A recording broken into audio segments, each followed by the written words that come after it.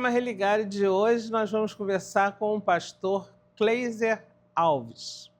Vamos tirar muitas dúvidas, até entre a relação do evangélico com o católico e com outras religiões.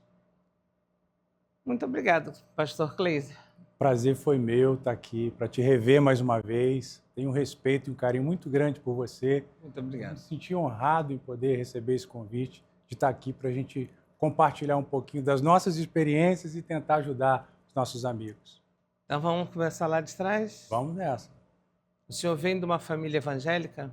Eu tive o privilégio de vir de uma família evangélica. Meu pai era pastor, eu nasci, ele já era pastor.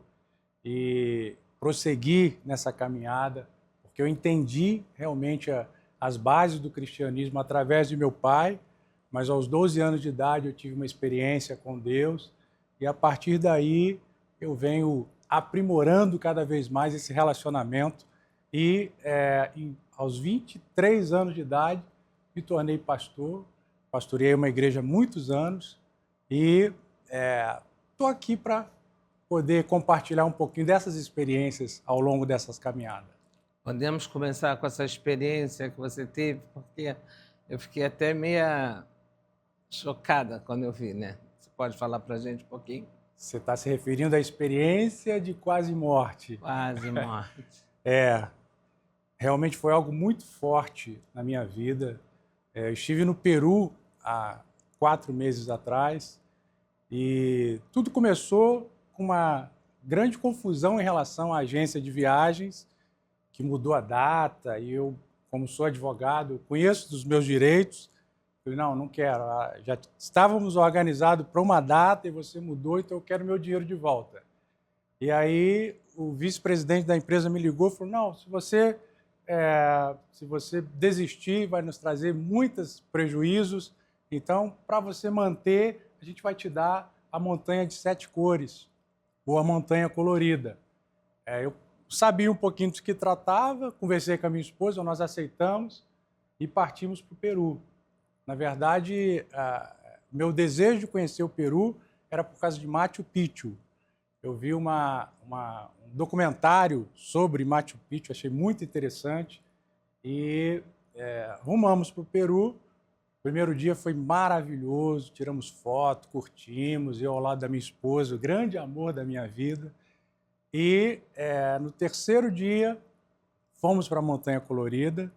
A gente não tinha ciência de nada que ia acontecer, não nos preparamos, nem psicologicamente, nem fisicamente.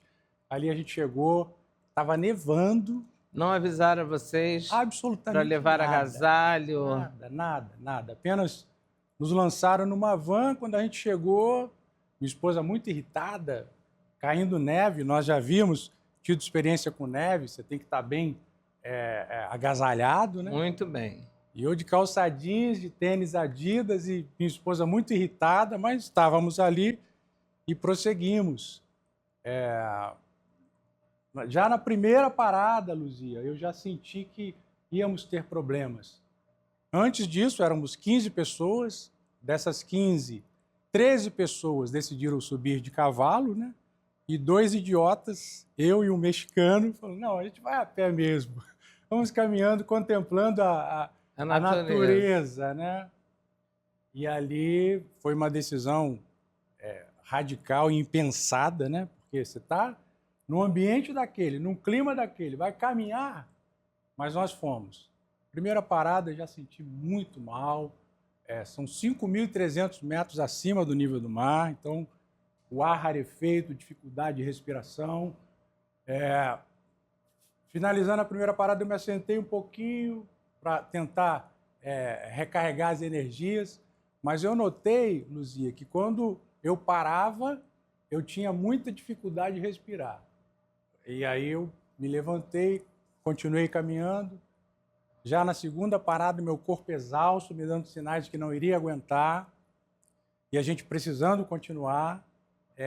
Antes de sair da primeira parada, a guia decide retornar. Estava eu e o Thomas, né, o mexicano, ele de 24 anos de idade, eu 48 anos de idade, já um senhor, e aí ele muito impaciente, querendo chegar rápido, avançou na frente e a guia retornou. Falei, eu vou ver se ficou mais alguém. Não tinha ficado ninguém, porque os 13 já tinham ido de cavalo. Nossa, muito parecido com esse acidente agora. Exatamente Muito isso. parecido. Exatamente isso. Muito parecido, né?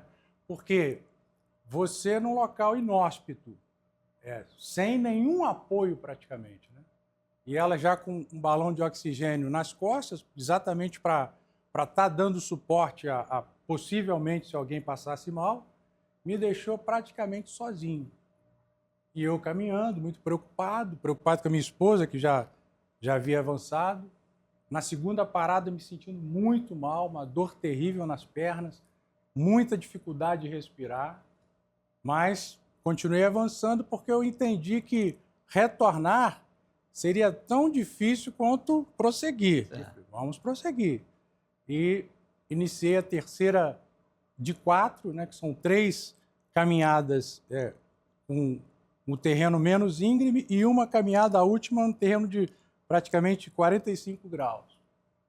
E ali no finalzinho da terceira, meu corpo começou a parar completamente, sinais de que eu não iria aguentar, as pessoas passando do lado já com seus problemas, ninguém ia parar, eu sozinho, a guia longe de mim, e ali eles deram uma bengala de aço, né, para você ir, para não cair, para tentar, de certa forma, se organizar, e eu deitei na bengala de aço e ali eu fiquei. Eu tive uma experiência de quase morte. Não sei se por 1 minuto, ou 10 minutos, ou 1 hora, eu permaneci ali um tempo. Antes disso, a dor muito grande nas pernas, minha veia da fronte soltando, muita dificuldade de respirar. Teve atendimento médico? Nenhum, porque eu estava praticamente no meio da neve. A guia longe de mim. As pessoas passando também, muita gente passando mal, muita gente retornava, pegava o cavalo para retornar. E eu decidi não parar, principalmente porque minha esposa estava me esperando, né? E ali eu realmente tive essa experiência, uma experiência muito dolorida, no sentido de que você perde os sentidos, mas antes disso, sente uma dor muito latente, uma dor muito grande. E, repito, não sei por quanto tempo eu fiquei ali, mas em determinado momento eu fui recobrando a consciência e ali eu tive como visões de toda a minha vida. Eu conseguia ouvir a minha voz como criança, minha mãe falando comigo, ouvia o meu pai, me recordo que eu ouvia algumas pregações importantes que meu pai fez, que eu me lembrei ali naquele momento. Quer dizer, naquele momento só restava chamar por Deus. Só porque eu não tinha uma outra opção a não ser essa, né? Eu ali completamente entregue. Eu já não tinha domínio do meu corpo, né? A minha mente retornou, mas eu também não conseguia raciocinar. Eu só conseguia relembrar como flashes, como um filme passando na minha vida, me contando, né, a história de tudo aquilo que eu tinha vivido até ali. Aí me lembrei de como conheci minha esposa, me lembrei do nascimento da minha primeira filha, Rebeca. Eu volto a frisar, eu não sei por quanto tempo eu fiquei relembrando ou vivendo aquela situação, mas foi muito impactante. Quando eu tinha 24 anos, eu fui a Machu Picchu. E hoje te garanto que eu não tenho a menor condição. E no meio do caminho eu queria parar, desistir, porque era uma coisa de louco. A única coisa de bom que eu vejo, que eu tive em relação ao que está acontecendo hoje, é que o nosso guia era presente. Ele ficou comigo todo o tempo, o oxigênio veio para mim, eu subi o restante com o oxigênio. E de cara eu quebrei todo o lábio, quebrou completamente, ele veio com a manteiga, veio passando. Mas a gente está vendo que hoje em dia os guias não estão tendo o mesmo cuidado que deveriam, né? Parece que o fato da monetização, de ganhar dinheiro, está acima de qualquer coisa. né? Como aconteceu com essa menina, Juliana, né? Uhum. Se ela foi naquele lugar, e eu vejo muitas pessoas criticando, por que ela foi? O vulcão é Porque perigoso. é uma trilha, Sim, gente. é o que eu sempre E o digo. vulcão não estaria pronto para erupção, senão teria sido avisado lá atrás. E se A tem... falha ali foi do guia. Sim, sim. Eu costumo dizer, se tem um roteiro, se tem uma empresa, se tem gente ganhando dinheiro, se tem um guia, é porque tem algum tipo de segurança. Porque claro. meia hora para fumar é muita coisa. Então, ele errou. Sim, sim. Eu acho que tem que responder. Agora, quando chegou lá em cima, como é que é agradecer a Deus? Cheguei. Olha, foi sensacional. Voltando um pouquinho, aí eu me relembro de partes importantes e de muita alegria. Eu me lembro como se fosse hoje, uma lágrima rolou dos meus olhos e eu continuo pensando em alguns momentos importantes que tive com a minha esposa, o nascimento dos meus filhos, até que chegou no momento impactante que hoje eu vejo que Deus me deu mais uma oportunidade por um pacto que eu fiz com ela no avião, por incrível que pareça. No avião de de Lima para Cusco, deu defeito o avião. E quase chegando em Cusco, que era um aeroporto bem pequeno, o piloto disse que temos que retornar, porque deu um problema hidráulico no freio de pouso. E aí eu conheço um pouquinho, já fui metalúrgico, falei, pô, problema hidráulico no freio de pouso é tudo que não poderia acontecer. E aí as luzes se apagam, minha esposa chorando, desesperada, eu sacudi ela, falei, calma, calma, que nós não vamos morrer, nós vamos aproveitar a nossa viagem.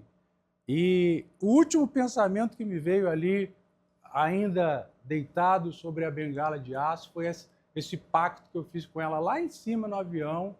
E eu creio que Deus entendeu que eu não poderia morrer pelo pacto que eu fiz com ela, pelo amor que eu tenho por ela, pelo amor que ela tem por mim. E ali, repentinamente, eu tomei o ar que eu não tinha nos pulmões e fui revitalizando toda a minha energia e consegui dar 1, 2, 3, com 5 passos eu ouço a voz da minha esposa. Ou seja, ela estava pertinho de mim, estava bem próximo de mim, mas eu tinha que viver essa experiência de quase morte. Eu tinha Mas que a gente viver esse pode momento. dizer que Deus te mandou alguns sinais para você não subir, né? Sim, sim. Eu fui negligente? Creio que sim. Aí queria saber uma coisa, quero saber se é igual a mim. Chegou. E quando pensou que tinha que descer? Aí a ansiedade bateu. Eu fiz até um vídeo lá em cima. E aí eu me encontrei com ela, refiz a minha energia, subimos a 4ª etapa, que é a mais difícil de todas, 45 graus. Aí lá em cima, uma coisa linda, realmente a montanha tem 7 cores, maravilhoso. O lado direito de neve, o lado esquerdo mostrando as 7 cores. Muitas fotos, muitos beijos, muita alegria. Eu agradecendo muito a Deus por essa oportunidade que Ele havia me dado. E na hora de descer. E aí a nossa única orientação é: vocês não podem ficar mais de 20 minutos. Não podem permanecer mais de 20 minutos. E aí eu me lembro da Juliana, 4 dias naquele ambiente totalmente inóspito, né? E a gente fica pensando, poderia ser diferente. E a trilha com vários buracos. Sim, sim. Poderia, inclusive, ter caído num, do jeito que estava escuro. Sim, é verdade. Simplesmente cair num buraco daquele e despencar lá embaixo. Nem ficar no penhasco. É verdade, é verdade. Poderia ter sido feito. Mas o mais triste, Luzia, é que eles viram ela através do drone, da imagem, sabiam exatamente onde ela estava. E ali ela permaneceu tanto tempo sozinha, sem ajuda, né? Olha, parabenizo você por Deus ter te ajudado, ter te conduzido num momento tão difícil, mas que tem tudo a ver com a sua religião, Sim, sim. que é crer em Deus acima de tudo, né? Verdade. Porque senão não teria tirado você desse momento tão difícil. Eu acredito exatamente nisso que você falou, que Deus me deu uma segunda ou uma terceira chance, e eu agradeço muito a Ele e vejo que o grande amor que eu tenho pela minha esposa, pela minha família, triplicou, porque porque hoje eu tenho muito mais leveza, eu tenho muito mais amor pela vida, eu valorizo muito mais as pequenas, as médias, as grandes coisas. E eu acho que ele deve dizer, da próxima vez, quando eu te mandar um recado, você faça. Que eu cheguei a queimar o trem de pouso e você continuou, voltou e foi para lá. É verdade. Olha que eu nunca ouvi isso. Você é demais. Muito obrigado Olha só, por me Cleise, ensinar isso, Luzia. é o que a gente tem.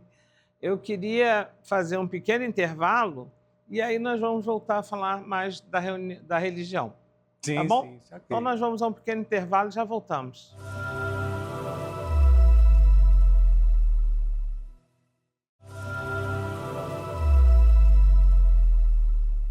Voltamos aqui no nosso bate-papo com Cleise e agora eu vou falar com o pastor. Sim. Quantos anos você é pastor, Cleise? Dos 23 aos 47. E ano passado, o pastoreado a gente não abre mão dele nunca. Mas eu deixei de pastorear uma igreja local no ano passado. Certo. Então agora você só frequenta. Eu frequento e continuo pastoreando a minha família, tenho uma proximidade com outras pessoas que me acompanham. 24 anos. 24 anos de pastoreado. Tá. Cleise, tem uma diferença na Bíblia do evangélico com a Bíblia do católico, correto? Pior que não. Você Perdão, existe a diferença que a católica tem alguns livros a mais. Isso. Sim. 4 a mais. Isso. Do que isso. A sua convivência com outras religiões, sempre houve respeito? Houve essa possibilidade ou não? É a primeira vez? Foi a primeira vez que você viu, foi lá conosco? Como é isso? Luzia, com muita tristeza eu digo que nem sempre foi como é hoje. No começo da minha caminhada, eu tinha muitos resquícios da religiosidade nociva, no sentido de que eu entendi naquele ambiente de que a minha religião, o meu modo de professar a fé era o único correto.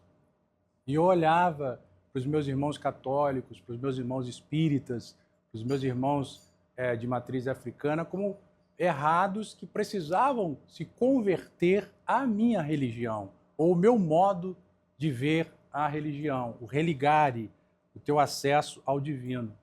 Mas com o meu crescimento intelectual, eu passei a ler muito, em especial a Bíblia Sagrada, por entender que eu tinha muitas divergências de pensamento, até mesmo do meu pai, que era um pastor muito amoroso, muito carinhoso, mas ele não teve a oportunidade de estudar muito, então muita coisa ele aprendeu de terceiros também, como, por exemplo, a questão financeira, ele era muito travado em relação a isso. Ele tinha uma proximidade com outras religiões, principalmente com o catolicismo, porque ele foi católico, mas ele tinha algumas travas que não lhe permitia se aproximar um pouco mais, e eu acho que herdei um pouquinho dele no início da minha caminhada cristã. E aí eu parti para conhecimento bíblico, teológico na fonte. Eu passei a ler mais a Bíblia. Eu li a Bíblia uma vez, de Gênesis a Apocalipse. Depois eu entendi que precisava conhecer mais. E li a segunda, a terceira, a quarta, li a sexta vez de Gênesis a Apocalipse. Estou na 7ª vez. E a experiência que eu tive com o divino através da Bíblia me fez entender e enxergar que eu não sou melhor do que ninguém. E de que o meu respeito pela maneira como as pessoas professam a sua fé é o que mais importa na religião. Perfeito. Entendi através do próprio Jesus que a base principal de todas as religiões, sem nenhuma exceção, é exatamente o amor. E talvez, antes de dar a palavra, é o que me faltava naquele início de caminhada. Que eu tinha a religiosidade latente, eu tinha os meus dogmas latentes, mas me esqueci um pouquinho do amor. Você me disse que você nos observou num evento. Sim, sim. Né? Qual foi o evento? Olha, há 10 anos atrás, numa reunião ecumênica na igreja de Santo Antônio, em Duque de Caxias, você me convidou e convidou um pastor para nos assentarmos numa mesa redonda. Sobre um menor que tinha quebrado a santa Exatamente, da igreja de Santo Antônio. Isso mesmo. Nossa Senhora. Nós fizemos uma roda de Sim. conversa justamente para tentar resolver e ficou muito legal aquilo, né? O menino fez várias palestras falando contra a intolerância.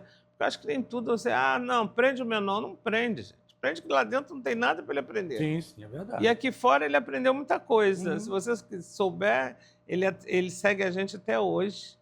Já se inscreveu para participar da ESP, já está um rapaz e eu gosto muito disso. E quando você viu assim pela primeira vez todas aquelas reuniões reunidas, porque naquele dia eu levei e foi religião para Caxias, né? Acabamos sendo até capa do Extra. Na época eu lembro disso. Então, Luzia, ali eu já estava com a mente um pouquinho mais aberta, mas confesso, é vergonhoso, há 10 anos atrás, confesso que eu ainda não tinha esse entendimento tão amplo como eu tenho hoje. Mas a tua maneira de tratar os participantes, a tua forma como você me recebeu o pastor Marcos, ali foi muito forte para mim. Falei, então é isso, é possível nos assentarmos, mantendo os nossos dogmas, as nossas crenças, mas é possível sentar e dialogar. Coisa que no início, para mim, era impossível. Me assentar com alguém da religião de matriz africana, eu tinha muita dificuldade. E aos poucos, com conhecimento bíblico e com a ajuda de pessoas como você, eu fui me abrindo.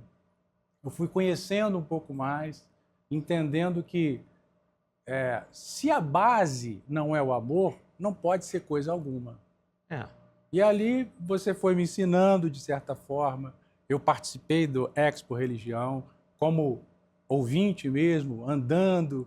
Eu via a maneira respeitosa como as pessoas arrumavam os estandes.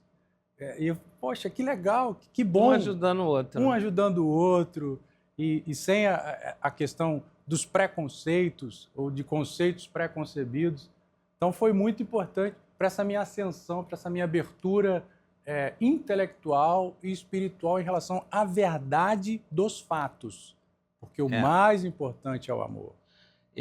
Eu vou te dizer que as pessoas estão bem animadas esse ano com a Expo. Por quê? Durante 2 anos, eu não fiz a feira. Eu fiz um evento intra-religioso. Era importante nós conversarmos entre nós para saber o que mudaria para as pessoas. Correto. E olha que foi um achado, porque realmente várias coisas estão acontecendo agora e que não tem nada a ver com religião, mas as pessoas colocam na conta da religião. Então, o respeito é o principal. E quanto a eu me dar com você, ou com alguém de matriz africana, ou com Hare Krishna, isso não vai abalar a minha religião. Até porque, no meu entendimento, o mais importante é a fé. A fé é o que te move. A religião é aquela que você escolheu porque você se assemelha muito mais com aquela religião. Perfeito. Mas eu conversar com o outro não quer dizer que eu vou deixar de ser da minha religião para ir para o outro, muito pelo contrário. Você vai aprender, e aprender é sempre muito bom. E se formos pensar, Jesus caminhou com quem? Quem somos nós para julgar? Sim. Eu sempre digo isso, quando alguém faz alguma coisa e diz, perdão, Luzia, eu digo, não. Só quem perdoa é Deus. Eu posso desculpar. Perdoar, só Ele, mais ninguém. Mas eu gostei muito também da participação de vocês como evangélico, conversando e se integrando com as pessoas.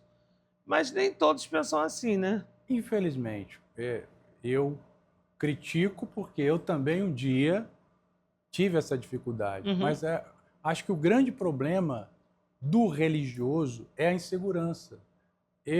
Talvez há muito tempo atrás, não aceitaria me assentar com alguém sendo inseguro de que ele poderia me convencer de alguma coisa que eu não quisesse ser convencido. Poderia haver um proselitismo, que não acontece É uma conosco. grande besteira, uma grande besteira. Realmente, quem não tem o alicerce religioso, ele se deixa levar por qualquer vento de doutrina. Mas não era o meu caso, e eu ouso dizer que não é o caso de grande parte dos evangélicos, ou dos católicos, ou dos espíritas, né, que estão ali por uma opção. Eu entendi que a crença de determinada religião, ela está mais diretamente ligado àquilo que eu quero, àquilo que eu creio, o meu modo vivente, a minha forma de viver. Eu não sei se você observou uma coisa na Expo Religião, né? Então, tem os estandes dos religiosos que ficam um ao lado do outro. Eu sempre coloco um lounge e eu observo sempre uma coisa muito diferente. Eles religiosos saem dos seus estandes e ficam ali no lounge conversando. Daqui a pouquinho, cada um volta para o seu estande. Sim. Eu costumo dizer, gente, isso é igual vizinho, né? Não é porque você se dá com o vizinho que você tem que estar dentro da casa dele ou ele dentro da sua. Não. Mas quando você se encontra, você vai cumprimentar, você vai dialogar. É o que acontece na Expo. As religiões entre si conversam muito no espaço que foi criado para isso. E depois cada qual volta ao seu estande. A sua religião, sua casa, como a gente chama, né? Então, esse respeito é o que a gente planta, Cleise. E muito obrigado por você ter gostado de ver isso. Hoje, o crescimento da Expo me assusta um pouco ainda. O número de pessoas que estão aqui querendo saber o que vai acontecer, como vai ser. Esse ano será no Espaço Lagum, dias 12, 13 e 14 de setembro. Nós vamos para a Lagoa, nós já estivemos na Zona Norte, no centro. Vamos invadir a Zona Sul agora, né? Eu vou estar lá, hein? Com certeza. Vou chegar dia 11, de Bariloche, e dia 12 estou junto com você lá. Perfeito, e nós vamos estar lá. Me fala uma coisa, Cleise. Na Bíblia, quer dizer, o primeiro mandamento é amar o próximo, não é isso? Por que algumas pessoas não cumprem logo o primeiro mandamento? Poxa. Ama a Deus acima de tudo e o teu próximo como a si mesmo. E é o primeiro. O que você acha que faz a pessoa pular esse? Talvez o desconhecimento de si mesmo. Quando eu não me conheço, quando eu não sei quais são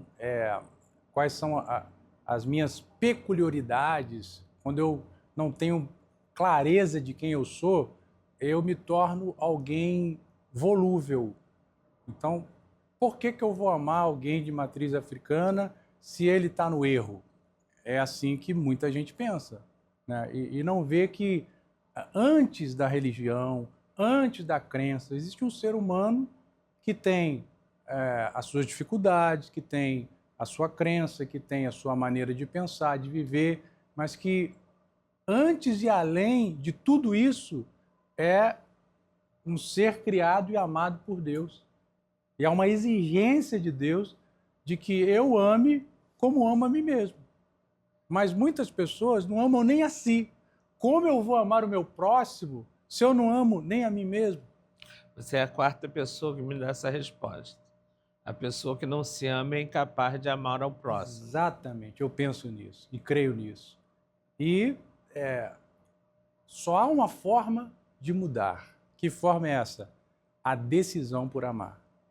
Porque Jesus, e o próprio mandamento que você citou, me faz entender que amar é uma decisão. Quando Deus fala, ame o próximo como a si mesmo, está falando, decida amar o próximo como a si mesmo.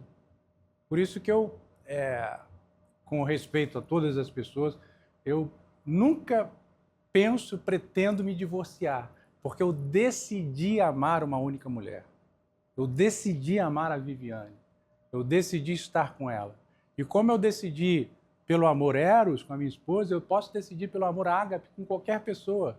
Decidi te amar, decidi amar o câmera, decidi amar alguém de uma religião diferente da minha, e exteriorizar esse amor através das minhas ações, através dos meus atos, como me assentar numa roda e conversar. Qual a dificuldade que eu tinha de me assentar com alguém que pensa diferente de mim?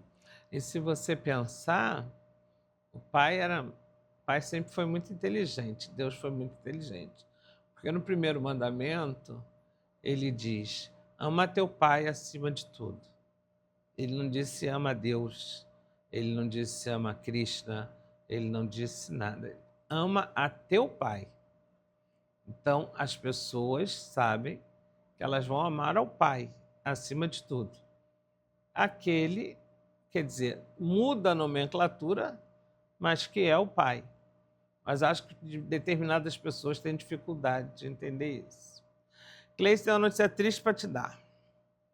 Nosso programa chegou ao fim. Não acredito. Quando a coisa é boa, passa rápido. Nosso programa chegou ao fim. Quero convidar você para uma roda de conversa na Expo. Vou mandar para você. Vai ser um prazer. Eu acho que é muito importante. Nós temos pessoas assim, que pensam na paz, porque nesse momento a gente precisa de paz. Mas queria que você deixasse um recadinho. Que bom. Ali, né? Isso. Eu não acredito muito no ecumenismo. Desculpa, eu não quero assustar ninguém. Ecumenismo é você se assentar em algum lugar ou você professar a tua fé ao lado de alguém de uma fé diferente. Eu acho que não há necessidade de eu cultuar ao meu Deus ao lado de alguém que está cultuando o Deus dele. Mas isso não me dá o direito de criticar a crença do outro, de criticar a forma como ele cultua o Deus dele. Preciso respeitar a forma como ele faz isso, da mesma forma que eu quero que eu seja respeitado. Né? Mas se a gente parar para pensar, principalmente nas religiões monoteístas, né, o cristianismo, o judaísmo, o muçulmano, o islamismo, que são as religiões maiores, o Deus é o mesmo. Jeová é o mesmo Alá, é o mesmo Deus Todo-Poderoso. Então, como seria bom se todos mundo vieram de Abraão, né? Todos vieram de Abraão, são os três da mesma base. E, infelizmente, a gente vê essa guerra no Oriente que totalmente desnecessária, porque eles têm bomba, eles têm ódio, mas a única coisa que falta e aquilo que não deveria faltar é exatamente o amor. Então, se eu puder dar um conselho, uma orientação, preze pelo amor, decida pelo amor. Ame o teu pai, ame a tua mãe, ame a tua esposa, ame os teus filhos e demonstre esse amor através das suas ações, através das suas atitudes. Dessa forma, nós podemos fazer do mundo um lugar melhor de se viver.